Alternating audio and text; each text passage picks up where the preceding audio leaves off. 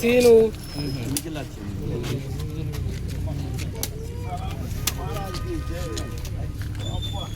ఈరోజు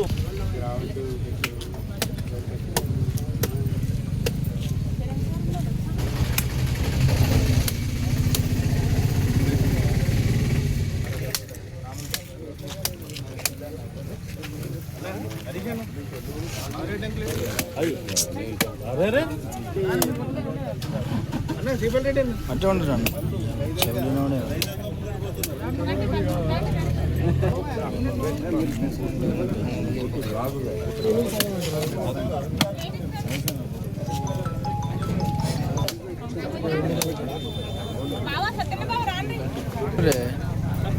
కట్టోడు మార్కెట్ తీసుకోవాలి.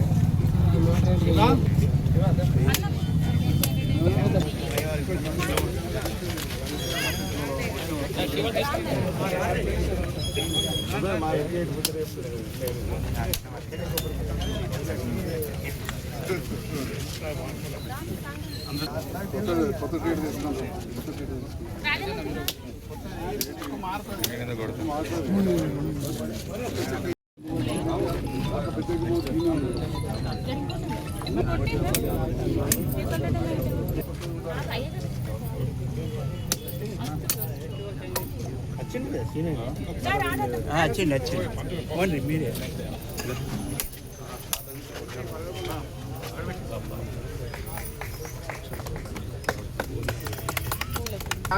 ఓం కేశవాయ నమః మహాదేవాయ నమః విష్ణువాయ నమః విక్రమాయ వామనాయ శ్రీధరాయ నమః ఋషికేశాయ పద్మనాభాయ ధామోదరాయ సంగరాయ వజ్రాధరాయ ఉపేంద్రాయ నమః హరే నమో నమః శ్రీకృష్ణ పరబ్రహ్మణే నమో నమః.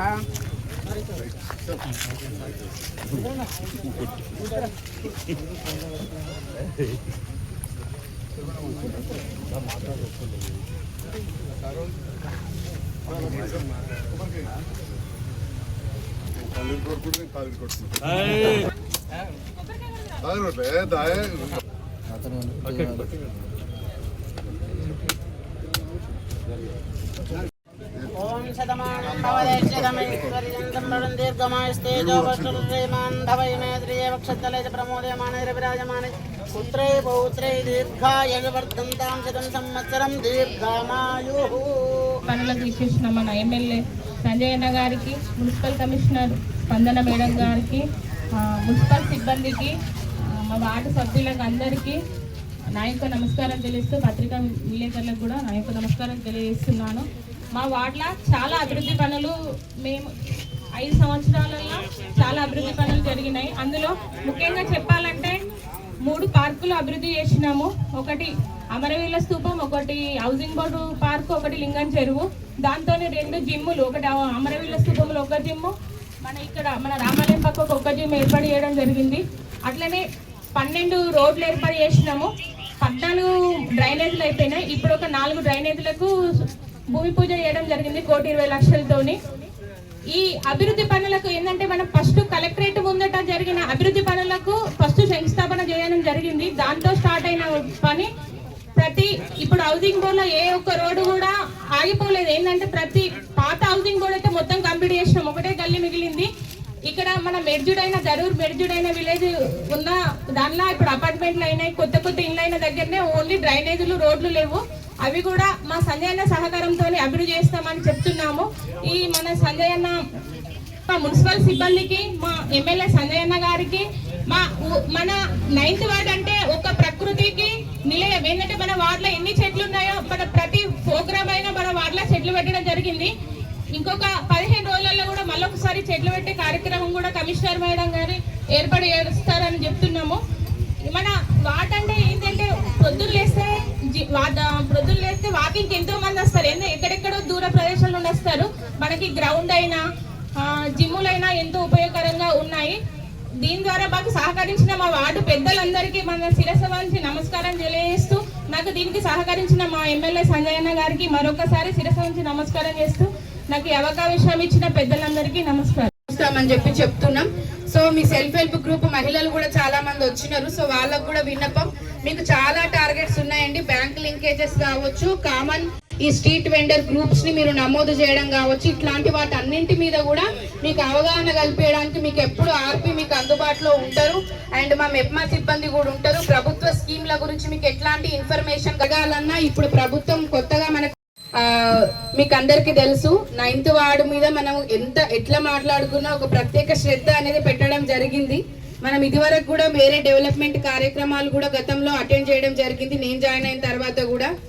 సో వాడు 9th వార్డు అయినప్పటికీ మన గౌరవ మాజీ కౌన్సిలర్ గారు కావచ్చు, వాళ్ళ కృషి వల్ల చాలా వరకు చాలా ప్లేసెస్ లో వర్క్స్ అనేవి చాలా ముందుగా జరగటం జరిగింది గతంలో కూడా.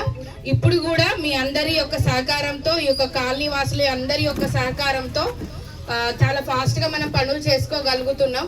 అంతేకాకుండా ఈ యొక్క సందర్భంగా నేను మా పురపాలకం నుంచి ఇంజనీరింగ్ సెక్షన్ సిబ్బంది ఎవరు ఉన్నా కానీ, మా వర్క్ ఇన్స్పెక్టర్స్ కావచ్చు, మా ఇంజనీర్స్ కావచ్చు, వాళ్ళందరినీ కూడా అభినందిస్తున్నా. సో స్పీడ్ గా వర్క్ చేయడానికి. అండ్ అట్లే మీ అందరికీ తెలుసు ఎక్కువ మహిళలు ఉన్నారు కాబట్టి చెప్తున్నా, మనం చాలా వేదికల్లో చాలా దగ్గర మాట్లాడుకుంటున్నాం ఈ తడి చెత్త పొడి చెత్త గురించి. కానీ ఎక్కడ కూడా మనం ఇంకా అనుకున్నంత స్థాయిలో ఆ చెత్తను వేరుపరచడం కానీ తరలించడం కానీ జరగట్లేదు. అది మహిళలు వాళ్ళు సొంతగా ఇంట్రెస్ట్ తీసుకొని చేసి కిచెన్ నుంచి వచ్చే చెత్తని వాళ్ళు వేరు చేసి ఒక ప్లాస్టిక్ కానీ ఇవన్నీ వాడకుండా మనం ఇవన్నీ చర్యలు తీసుకున్నప్పుడే మనం ఏమైనా పర్యావరణానికి హెల్ప్ చేసిన వాళ్ళం అవుతాం. కాబట్టి ఆ తడి చెత్త పొడి చెత్త మీద కూడా దయచేసి అందరు ఆలోచించాలని చెప్పి కోరుతున్నాం. అతిపెద్ద వర్క్, ముఖ్యమైన వర్క్ డ్రైన్ 1,20 లక్షలతోటి నిర్మించబోయే భూమి పూజ కార్యక్రమానికి ఆహ్వానించి ఈ కార్యక్రమాన్ని ఏర్పాటు చేసిన గౌరవ మున్సిపల్ కమిషనర్ గారి వారందరికీ పత్రికే మిత్రులకు నమస్కారం. చాలా ఈ 9వ వార్డుకు ఒక ప్రత్యేకత ఏంటంటే ఎన్నో ప్రభుత్వ కార్యాలయాలు ఇక్కడ ఏర్పాటు చేయబడ్డాయి. జిల్లాకు సంబంధించిన కలెక్టరేట్ కావచ్చు, అదేవిధంగా మా ఎమ్మెల్యే క్యాంప్ ఆఫీస్ కావచ్చు, ఎస్పీ ఆఫీస్ కావచ్చు, దాంతోపాటు ఇక చాలా కార్యాలయాలు మీ అందరికి కూడా తెలుసు. మరి ఇన్ని ముఖ్యమైన సబ్ రిజిస్టర్ కార్యాలయం ఇవన్నీ ఉన్న సందర్భంలో ఇక్కడ ప్రత్యేకంగా అభివృద్ధి చేయాల్సిన అవసరం ఉంటుంది. ఎందుకంటే జిల్లా నలుగురు నుంచే కాదు, రాష్ట్ర స్థాయిలో కూడా ఎంతో మంది అధికారులు వస్తూ ఉంటారు. రాష్ట్రంలోని అత్యున్నత అధికారులే కావచ్చు, అత్యున్నత నాయకులే కావచ్చు, వచ్చిపోయే వార్డులలో ఈ 9వ వార్డు అతి ముఖ్యమైనది. మరి ఇటువంటి సందర్భంలో వార్డులు హయ్యర్ ఇన్కమ్ గ్రూప్ అంటే మంచి ఉన్నతంగా ఉండేటోళ్ళు, కార్లలో గిరాలు తిరిగేటోళ్ళు అట్లాంటివి ఉన్నాయి. సో అన్ని వర్గాలను ఆలోచించుకొని అన్ని వర్గాలకు ఉపయోగపడే విధంగా ఇక్కడ అభివృద్ధి కార్యక్రమాలు చేస్తూ ఉన్నాం. సామాన్యులు ఉండే రోడ్లలో చేసాం, పెద్దవి కొత్త కట్టుకునేవి చేసాం. అన్నిటికంటే ముఖ్యంగా చిన్నోళ్ళైనా పెద్దోళ్ళైనా మనం దవాఖాన పోతుంటాం, పక్క నుంచి రోడ్డు పోతాం. మరి అక్కడ కాలు ఉండే, కాలువంత చెత్త ఉండే, అది అలాంటి దాన్ని దాదాపు 1.5 కోటి ఖర్చు పెట్టి రామాలయం దగ్గర నుంచి ఆ కెనాల్ దాకా మొత్తం కెనాల్ ముగించేసి అండర్ గ్రౌండ్ చేసిన విషయం మీ అందరికి తెలుసు. అది ఎప్పుడో అక్కడ బైపాస్ ఎవరో చేస్తే ఇప్పటి చెప్తా ఉంటారు, మనం వచ్చాక ఇచ్చేసాం. దాంతో డబల్ రోడ్ కూడా అవుతుంది. నిన్ననే మాట్లాడి సర్కార్ దవాఖాన నీళ్లు కూడా అటు ఇటు పోదని చెప్పేది కొంత 23 వార్డు 24 వార్డు కూడా వస్తుంది. కమిషనర్ గారు మేము కూడా మాట్లాడేది. మరి ముఖ్యంగా ఈ డ్రైన్ విషయంలో చాలా ఇంపార్టెంట్. సబ్ రిజిస్టర్ ఆఫీసు జిల్లా మొత్తం నుంచి ఎవరెవరు వస్తూ ఉంటారు, అదేవిధంగా నర్సింగ్ కళాశాల ఉంది, ఇండియన్ మెడికల్ అసోసియేషన్ ఉంది. జిల్లా మహిళలందరూ కూడా ట్రైనింగ్ చేసుకునే విధంగా ఇందిరా మహిళా శక్తి బలం 5 కోట్లతో కట్టుకుంటున్నాం. అక్కడ గ్రంథాలయం ఏర్పాటు చేసుకున్నాం. దానికి తోడు rural self employment training institute అని RCT అని చెప్పి కేంద్ర రాష్ట్ర ప్రభుత్వాలు మరి యూనియన్ బ్యాంక్ కలిసి రూరల్ సెల్ఫ్ ఎంప్లాయ్మెంట్ కింద యువత కోసం నైపుణ్యత ఇచ్చేందుకు 3 కోట్లతో అదొక బిల్డింగ్ కూడా నిర్మాణం చేసుకోబోతున్నాం. అంటే ఈ రకంగా చాలా ప్రాధాన్యత ఉన్నవాడు. మరి అటువంటి దాంట్లో ఇక్కడ గ్రౌండ్ కావచ్చు, జిమ్ ఏర్పాటు చేసినాం, అవన్నీ చెప్పాను కళ్ళ ముందు. ఇంకా ముందు కూడా యువతకు ప్రాధాన్యం ఇవ్వాలి. చెడు అలవాట్లకు అలవాటు పడుతున్నారు, దురలవాట్లకు అలవాటు పడుతున్నారు. గౌరవ ముఖ్యమంత్రి గారు ఎక్కడ పార్కులున్నా, ఎక్కడ ఖాళీ జాగాలున్నా స్పోర్ట్స్ స్టేడియం చేయాలని చెప్పి హైదరాబాద్లో అయితే ఫ్లైఓవర్ ఉంటే ఫ్లైఓవర్ల కింద బాస్కెట్బాల్ కోర్టులు వేసారు. నాకు ఆలోచన వచ్చి గౌరవ కమిషనర్ గారికి, ఇంజనీర్లకు చెప్పిన ఎక్కడ జాగా కుట్టి అక్కడ ఒక వాలీబాల్ కోర్టు, బాస్కెట్బాల్ కోర్టు కూడా వేయాలి. పెద్ద పెద్ద ఫుట్బాల్ గ్రౌండ్ ఉన్నా లేకున్నా అని చెప్తే ఇక్కడ కూడా ప్రతిపాదించినామని చెప్పి సందర్భంగా తెలియజేస్తున్నాం. అట్లనే జ్యోతిబా పూలే పార్క్ లో కూడా కొంత స్థలం ఉన్నది. ఈ రకంగా జిమ్లు ఇంకా కూడా ఎక్కువ చేయాలి. ఇక్కడ లింగంపేట పార్క్ లో కూడా జిమ్ కావచ్చు, జ్యోతిబా పూలే పార్క్ లో ఒక జిమ్ కావచ్చు. ఇన్ని చేస్తే ఈ వార్డులే కాకుండా పక్క వార్డులు కూడా, ఇప్పుడు ఇక్కడ జిమ్ ఉన్నదంటే ఒక 9వ వార్డులో కాదు, దాదాపు ఒక 7-8 వార్డుల నుంచి ప్రజలు వస్తున్నారు. 7-8 వార్డుల నుంచి ఇక్కడ కార్లు పెట్టుకొని పార్కింగ్ చేసుకుంటారు, సైకిల్ మీద వచ్చేస్తారు, నడిచి వచ్చేస్తారు. అట్లనే చింతకుంట చెరువు కాడ కూడా ఒక బాస్కెట్బాల్ కోర్టు ఆ కట్ట కింద వేయాలని చెప్పి నేను కోరడం జరిగింది. అక్కడ బాబు జగజీవనం పార్క్ ఉన్నది, దానికి అభివృద్ధి చేయాల్సి ఉంది. అంటే ప్రతి దానికి కూడా మనం ప్రాధాన్యత ఇచ్చుకుంటూ ఇటు విద్య, వైద్యం, అన్నిటికంటే ముఖ్యంగా పట్టణంలో మౌలిక వసతులు పెంచాలి. చాలా విషయాలు గౌరవ మున్సిపల్ కమిషనర్ గారు చెప్పారు. ఆ చెప్తుంటే ఇక్కడ ఉన్న వాళ్ళు కొందరు అనుకున్నారు గీ ముచ్చట్లని మాకే చెప్తుంది, ఎప్పుడో ఇల్లు కట్టుకుంటే నాకు ఫస్ట్ రోడ్ వేయాలి, మోరేయాలి, ఇల్లు లేకపోతే ఇల్లు ఇవ్వాలి. ఆ ఇండ్లు కూడా రాష్ట్రంలో అత్యధిక ఇండ్లు ఏ మున్సిపాలిటీకి వచ్చినట్టే జగిత్యాల వచ్చింది.